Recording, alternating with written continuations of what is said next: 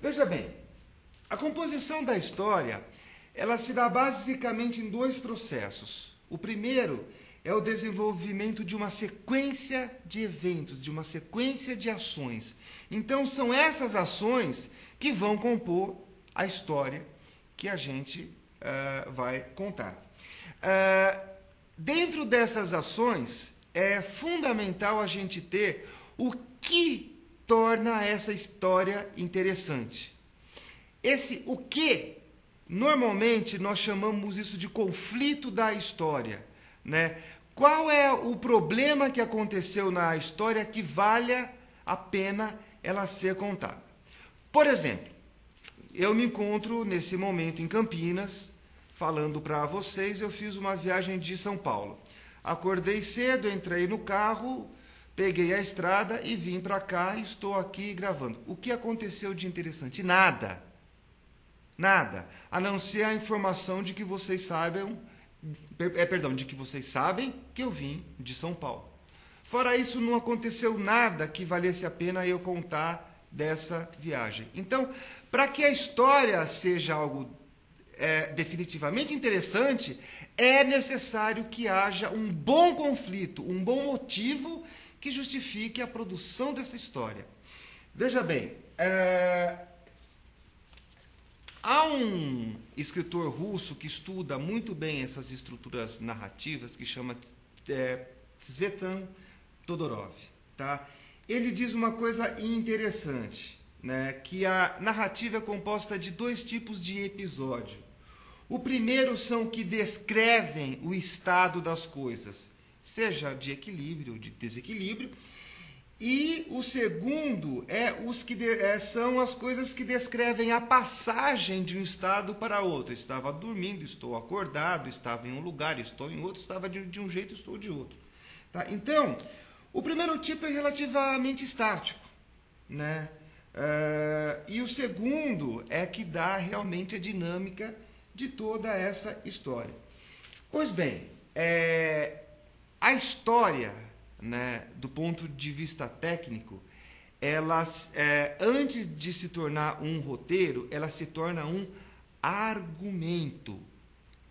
Esse argumento é todo o percurso narrativo das ações que acontecem nessa história que você vai contar. Então, ela é a história contada antes de ser roteirizada. Tá? Então, veja bem, uma história, um argumento, ela nunca é criada do nada. Tá? Então, normalmente, nós temos algum motivo para que nós venhamos a contar uma determinada história. Veja bem, muitas vezes a gente elabora uma história a partir de fragmentos de histórias, a partir de fatos que a gente lembra, a partir de um conjunto de diferentes fatos que a gente associa para criar uma história. Tá? Ou muitas vezes, no caso de uma produção audiovisual, nós costumamos adaptar também uma história de uma obra literária. Por exemplo, né, Crime e Castigo, né, é uma obra russa de Dostoiévski, que já foi gravado em várias versões de filme, né? Temos aí os exemplos bíblicos das grandes produções dos anos 40, dos anos 50, dos 10 Mandamentos, esse tipo de coisa, né? E até hoje, vários filmes e várias peças teatrais são adaptações de obras literárias. Então, você pode criar uma obra a partir do seu repertório, ou adaptar uma obra, sendo ela ou mais fiel ou mais livre em relação àquilo que está acontecendo, a partir dessa obra. Pois bem, uma vez a gente decidido, uma vez que decidimos a nossa história, bom, a história vai ser essa, é fundamental que tenhamos a ideia básica da história.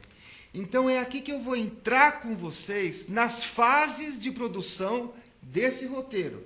Veja bem, Um bom roteiro, né? Um roteiro, pá, ele começa com a inspiração, com a ideia. Depois ela passa pela produção do que chamamos de um storyline. Ela é uma pequena sinopse, aonde você, em 3, 4 linhas, você resume a história inteira. Tá? Você tem o começo da história, a situação, você tem o conflito dessa história e você tem a resolução desse conflito em 3 ou 4 linhas. Tá? Para que você tenha sempre o norte da sua condução narrativa, para que quando você for transformar essa história num argumento, você mantenha exatamente a fidelidade daquilo a que você se propôs. Então veja bem, após a produção do storyline, né, a gente entra na produção dos ambientes espaciais e temporais aonde essa história se situa. Tá? Então, veja bem, essa história ela aconteceu há 10 mil anos atrás, ela se situa no século passado, é uma história atual. Aonde ocorre essa história? Né? Quais os ambientes que compõem essa história? Na floresta amazônica, em uma grande cidade, em um vilarejo. Então, aonde se passa, ou aonde se passam, a história que você vai contar. Tá? Então, é nesse momento que você determina os momentos espaciais, a época da história e o tempo que essa história dura. Por exemplo, os 10 Mandamentos é uma história que o tempo real dessa história, se a gente for ver, é de 50 anos. Porém, no filme onde aparece o Charlton Heston, essa história dura 4 horas. Então é aí que nós temos que aprender 2 coisas em relação ao tempo. Uma é o que a gente chama de tempo real, que é o nosso tempo, que é o tempo das coisas como acontecem no nosso mundo real, e o tempo dramático, que é o tempo construído pelo contador da história, construído pelo roteirista, construído pelo filme, construído pela peça de vídeo ou novela que é, por fim, exibido. Tá? Então, muitas vezes, 50 anos nós conseguimos reduzir a segundos, né? Ou, muitas vezes, alguns minutos nós conseguimos esticar esse tempo. Então, é interessante que, quando há o que determina esse tempo dramático e esse tempo real é o quê? É basicamente a expressão, as informações expressivas que interessam na história. Então, 50 anos se passaram. Se não aconteceu nada de interessante, não precisa ficar relatando esses 50 anos, mas sim os momentos da história que é importante para a mudança das situações. E é aí que você determina o que nós chamamos de tempo dramático numa produção de roteiro ou ainda na própria produção do argumento. Então é interessante a gente relembrar. No argumento a gente tem que ter o conjunto das situações, o conjunto das ações, os locais, a duração das ações e a época em que isso se passa. Tá? Uma vez isso discorrido em toda a sua história, você já tem o seu argumento pronto. Aí sim você está pronto para roteirizar essa história. Pois veja bem, com o argumento elaborado e aprovado, a gente passa efetivamente a roteirizar.